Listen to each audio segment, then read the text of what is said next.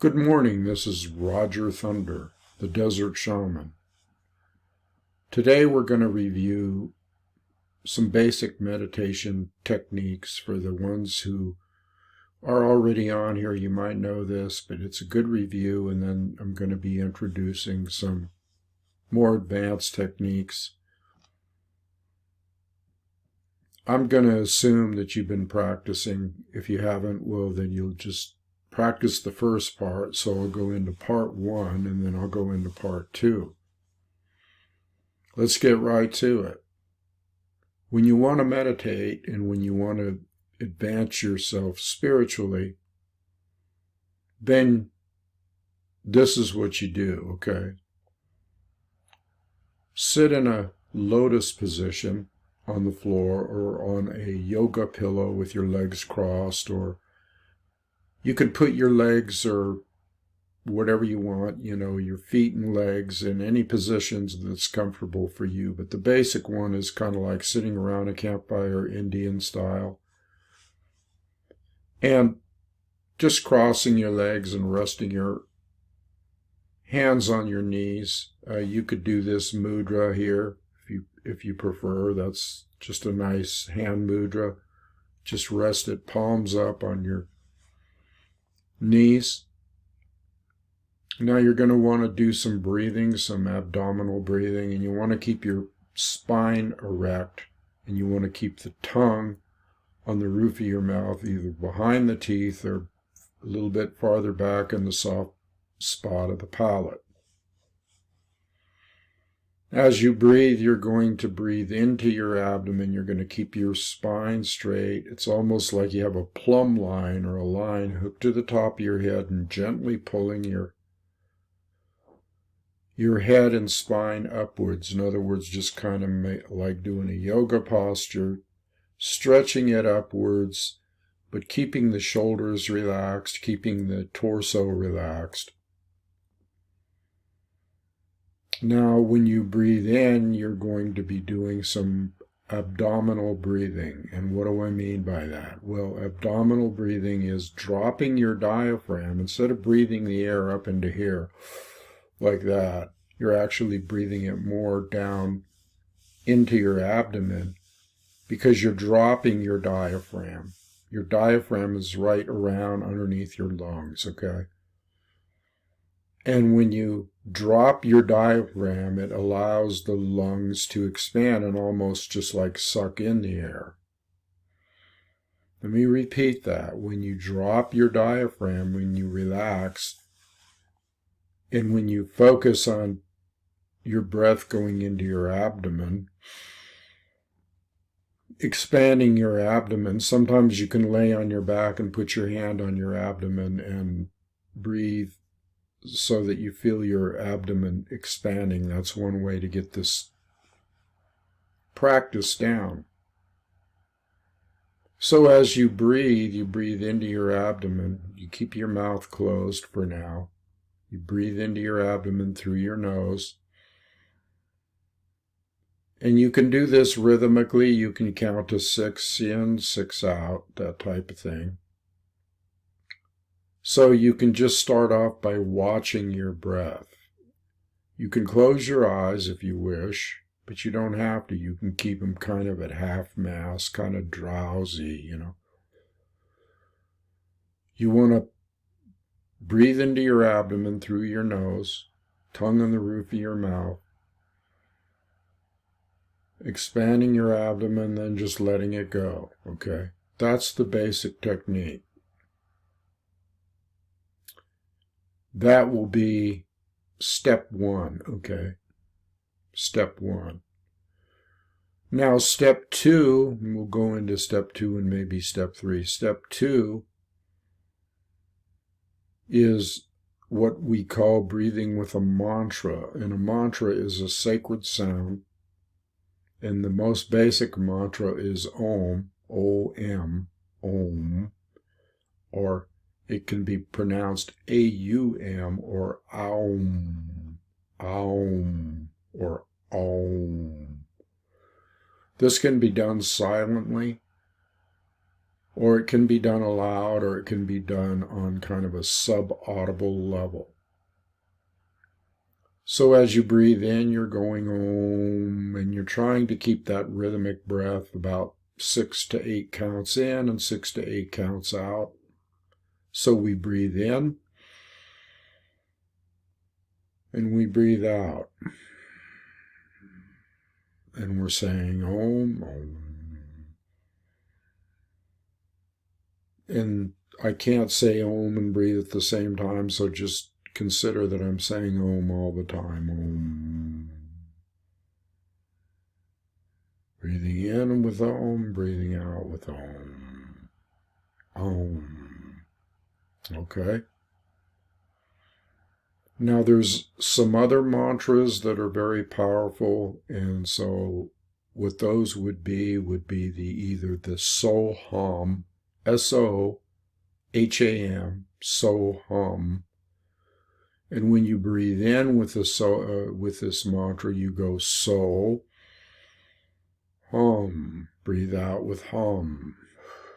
So, Hum. Now what does So Hum mean? Does it have a meaning? Yes, it does. It means I am he, or I am it, or it is me. Now with the other, there's another one that's kind of the reverse of So-Hum. It's Hum So, or Hum Sa, or Hong, like in Hong Kong, and Sa, S-A-U, like in, it's pronounced, like a cross-cut saw.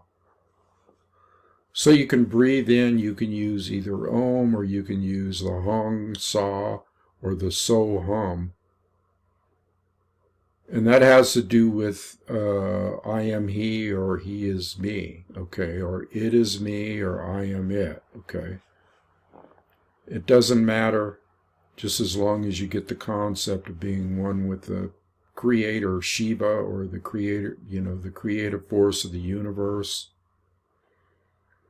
or just the divine emanation, whatever you call it. But what you're doing is you're preparing yourself to connect, so that your consciousness will be altered. Now at the same time, and this is kind of more advanced, so let's say we'll do step 2 or step 3, whichever way. Just look at it as another step. We don't even have to label them. And you can go back and review the video. So the next step, okay, once you practice that a while, just the abdominal breathing, watching your breath, that's very important, because that makes you the witness, that makes you the Purusha, or the higher consciousness, or the witness, or the observer. And what does that accomplish? Well, at some point, the breathing becomes not that you're breathing, but that somebody or the higher source is breathing you.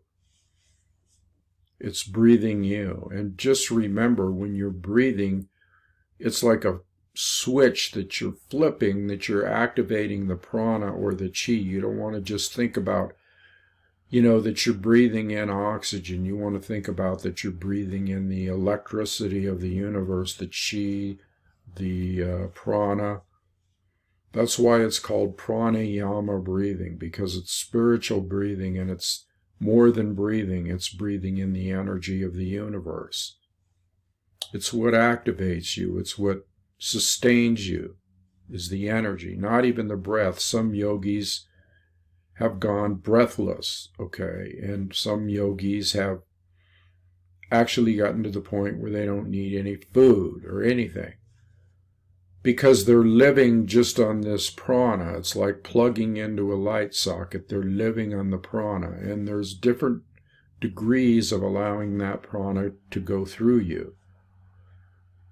Now let's also factor in, okay, your chakras, your energy centers on the body, all 7 of them, starting from the base, between your legs, and then the abdomen, and then the solar plexus, and the heart, and the throat, and the third eye, and the crown chakra. So when we're breathing, when we get to an advanced level, what we're trying to do here is we're trying to raise this serpent energy, okay? And I've explained before, serpent energy is a good thing. It's not a bad thing, because it's the divine energy of the universe. It's the coiled energy. That's why they call it serpent, because it's like a snake and it's coiled at the base of your spine. And through a particular type of breathing, you will activate that coil, and the snake will rise up and pierce all the chakras, or get the chakras rotating in the right direction.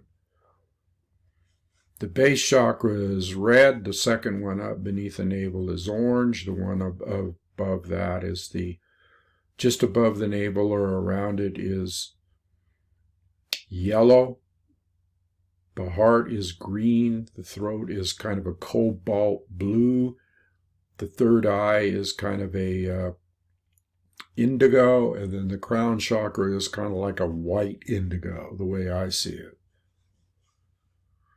As you breathe, as you're, just relaxing and watching your breath,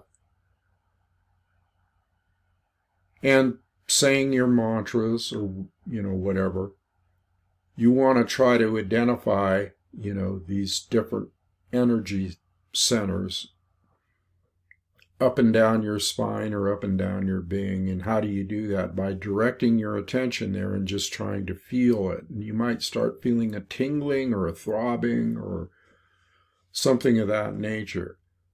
And you can breathe into each chakra with the sound of Om.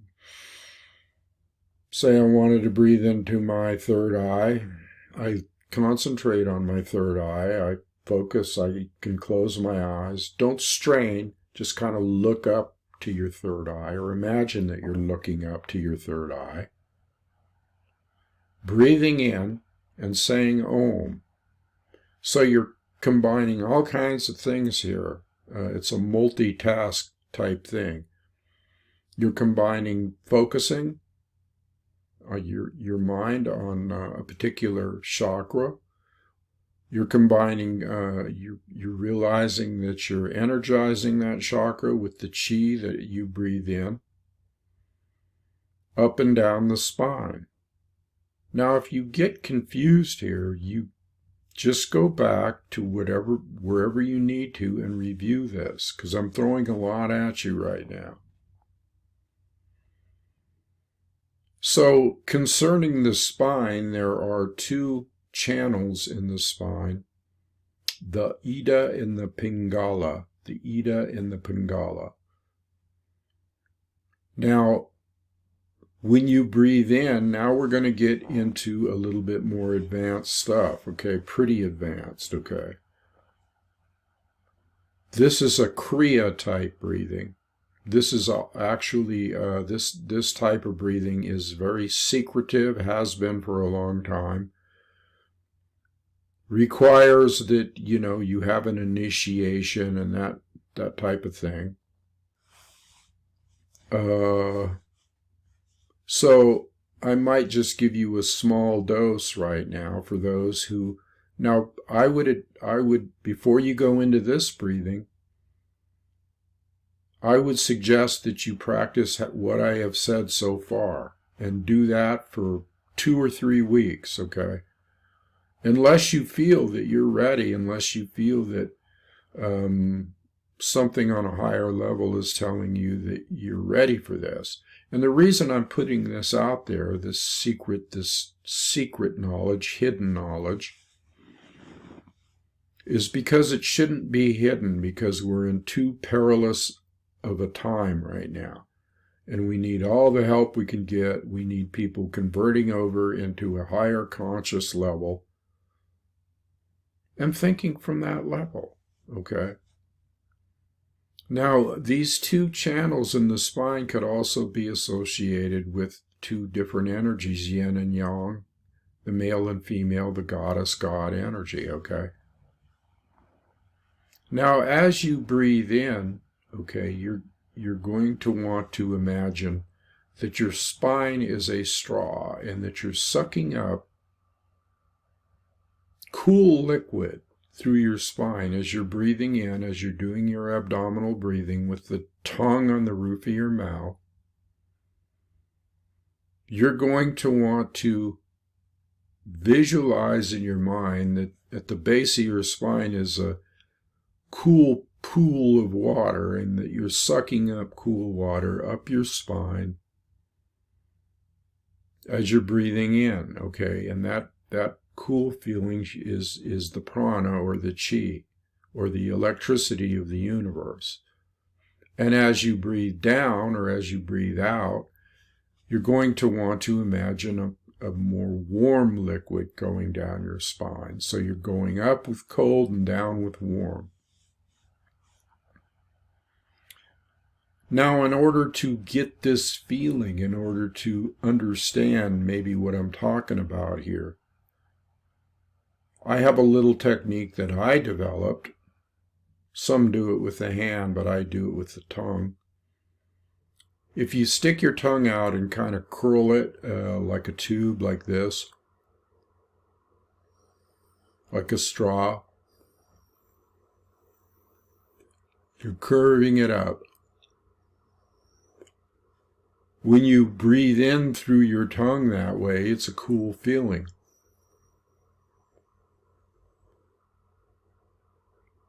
Just concentrate on that cool feeling for a second.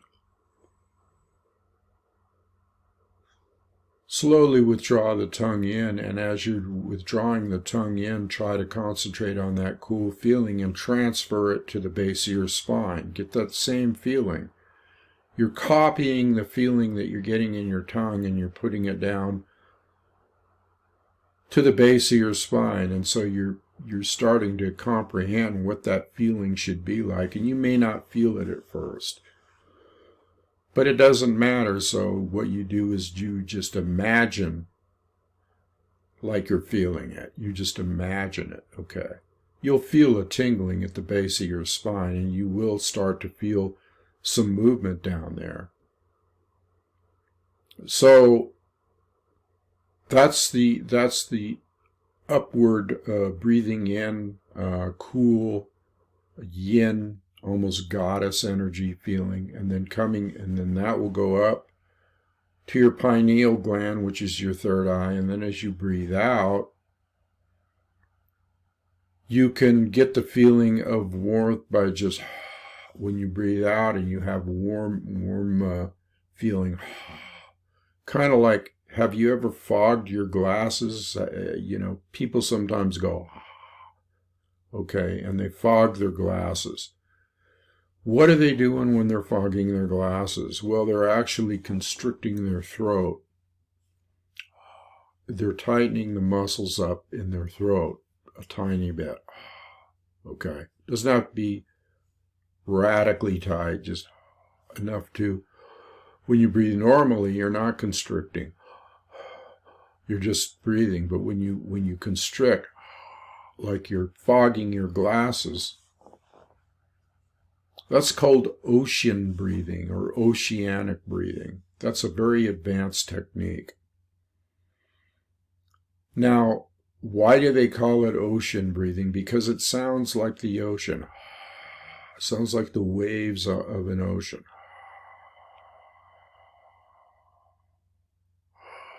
And when you breathe in, you do the same slight constriction. Now, as you do this breathing in and you feel that slight constriction in your throat, it's the same feeling that you were just getting through your tongue, that cool feeling, right? So what you want to do is when you breathe in, and you don't have to have your mouth open to do this, you can have it open slightly, it's up to you. There's no hard, fast rules here. So when you breathe in, you can do that same constrictive type feeling, like you're causing a vacuum to suck up the energy. You can do that same kind of breathing with your mouth closed.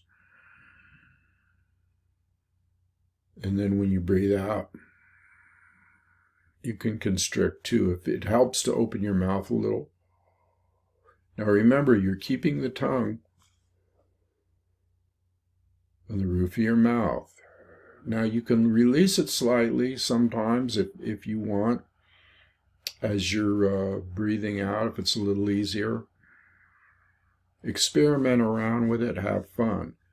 But your tongue is the switch between your front channel and your back channel, your do channel, which the acupuncturists call the do channel in the back, the main channel, and then the Ren channel. It goes down the front of your body. Now, as you do this breathing, you're going to start feeling. You're going to start feeling energy moving. Don't get freaked out about it or anything. Just let it flow, okay? This is advanced meditation techniques is what I'm teaching you here.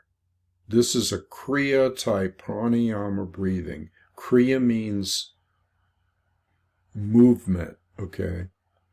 Now, sometimes I look at Kriya as Shakti, okay, because Shakti is movement. Shiva is stillness and Shakti is movement. So what you're doing here is you're doing a type of goddess Shakti energy breathing, okay? You're connecting directly to it. Now, do you have all that? I doubt it, because I'm throwing a lot at you. So what you want to do, if you're serious about this, is go back, review the video, and make sure that you have all of the things intact, or that you realize what you're doing here. So let's do a little review here. What you're going to want to do is sit in a lotus position or on a yoga pillow or whatever, where you could sit on a chair, feet flat on the floor, palms with the mudras facing up, relaxing your shoulders, breathing in and just watching your breath. Start off by just closing your eyes and watching yourself breathe in and out. And say to yourself, yeah, I'm breathing in, and yeah, I'm breathing out. So you'll know the difference. This is called conscious breathing. Consciousness. Conscious breathing. I'm just having fun here. So, relax, let your shoulders drop, keep your spine straight, keep the tongue on the roof of your mouth, and just watch your breath. And imagine all the stuff I just said, you know. Just imagine that, you know, you're drawing the cool liquid up. Do that with your tongue, just to get the feeling, drawing it up, letting it come over the crown chakra. Sometimes when this stuff really gets going, it feels like warm honey. Just as it goes over the crown, it feels like warm honey just dripping down your face. It's an excellent, beautiful feeling. It's a wonderful feeling. Let's not forget that this energy you're using is the prime energy. It's the sexual energy. It's the prime mover.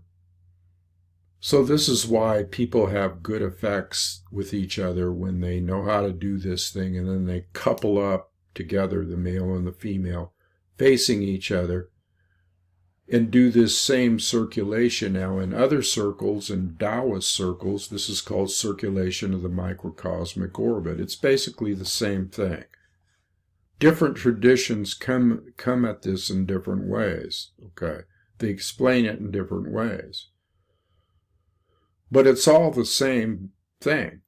Even the Native American, the Chinoopa pipe with the red stone for the bowl, and then the stem of the pipe is said to represent, the stem of the pipe represents the spine, and the pipe, the redstone pipe represents the medulla oblongata, which is an energy center, and it represents taking in air and breathing it out through the pipe and through the stem. But that's a whole nother story. This is in many, many ancient traditions, okay?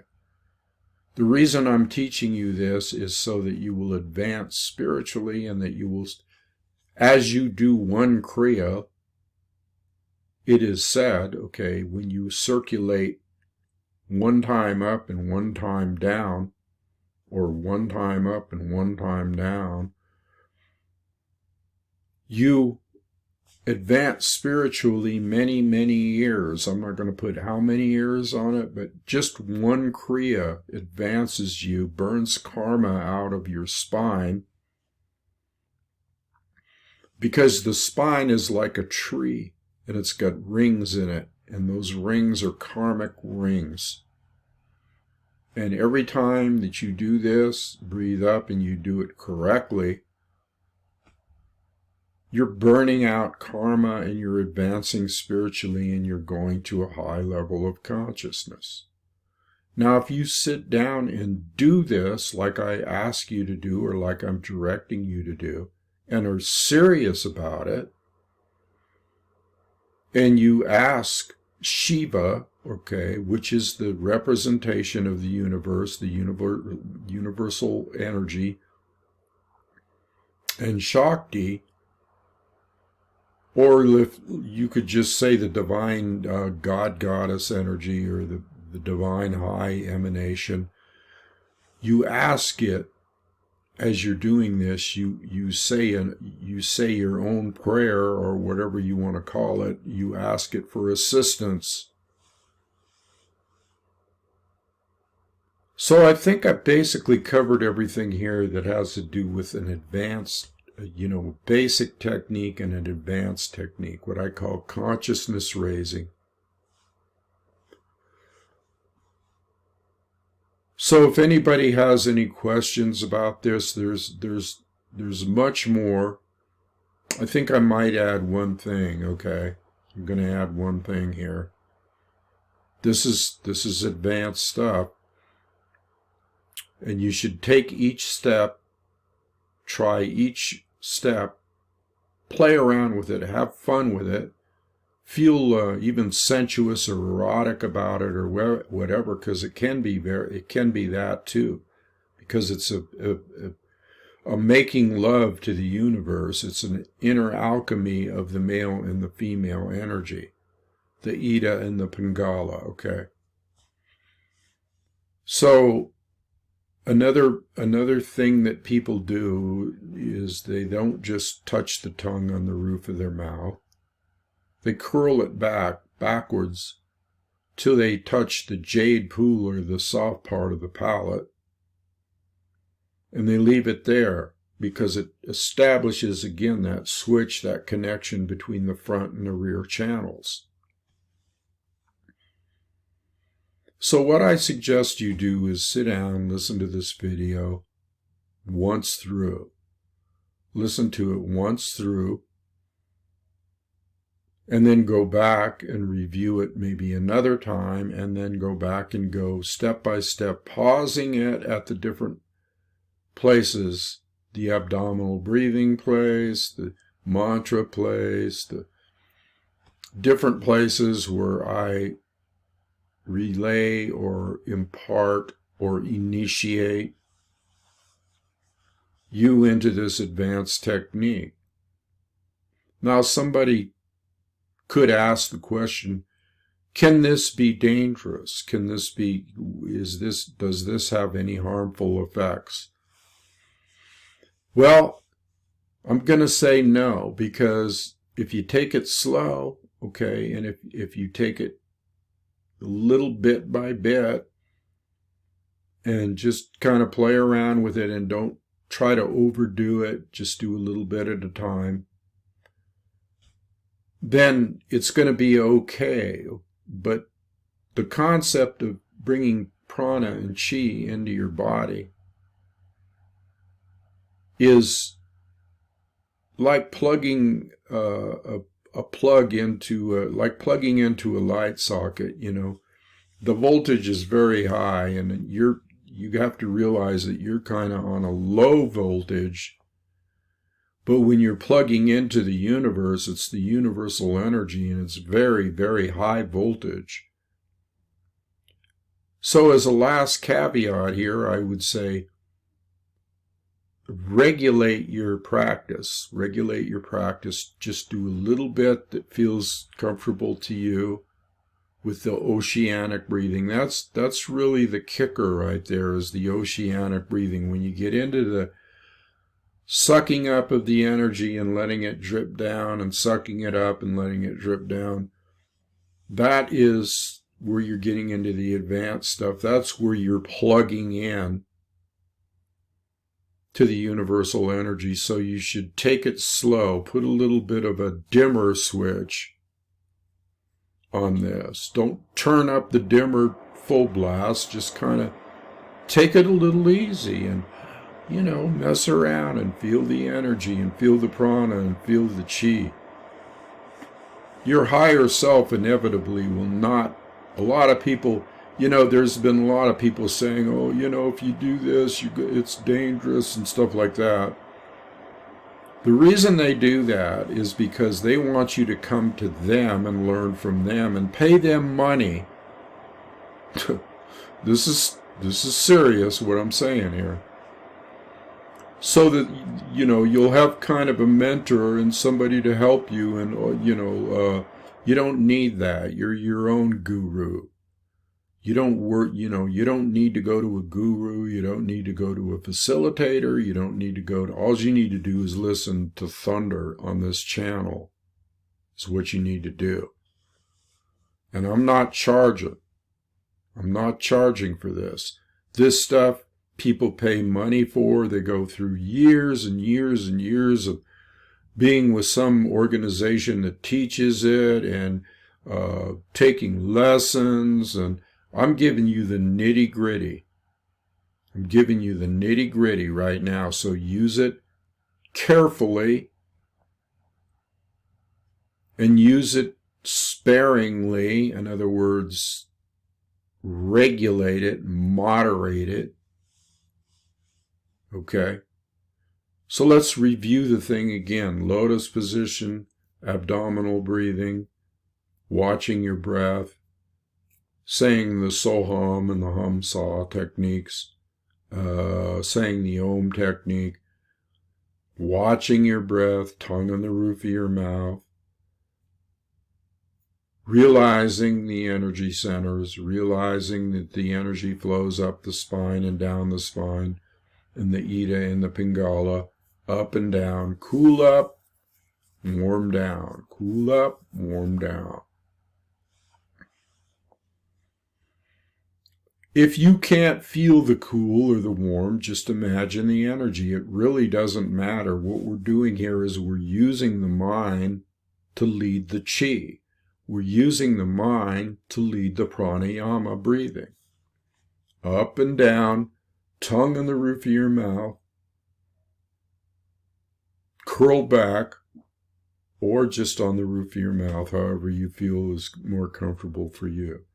Play around with these things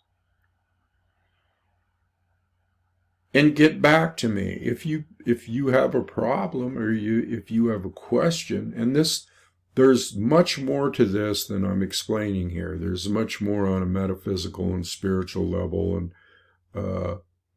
there's all kinds of connotations, and I could go on for hours, but I'm going to make this video a short one because, again, this stuff shouldn't be hidden. It should be disseminated to the public.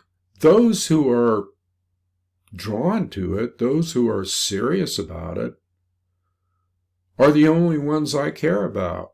That's all. I mean, those are the people that I care about because they're making an effort to raise their consciousness. I'm just kidding here. I like saying that because it sounds East Indian. Consciousness, beautiful language, actually. So let's think about those things, and I'm just going to leave it there and say namaste. And if you have comments, or if you want to support this channel, you know how to do it at Spirit of Crazy Horse with donations, and you know how to subscribe to my Substack channel. It's all in the notes. It's all in the notes. And what I'm going to do is I'm going to take the transcript from this video, and I'm going to put it on my Substack so that you can read it. How's that? That will make it easier for you. I'll probably try to do that within the next few days or this week, whatever. Also, I have improved my situation with the laptop and the technical stuff. Got something on order here, so I think it's going to be okay. But I still could use help on this channel and support on this channel. If you feel like you're learning something on here that's worthwhile, if you feel that this is really worthwhile and this needs to be out there, share it, like it, do all that stuff they tell you to do. And I guess I'll just leave it there today. So namaste.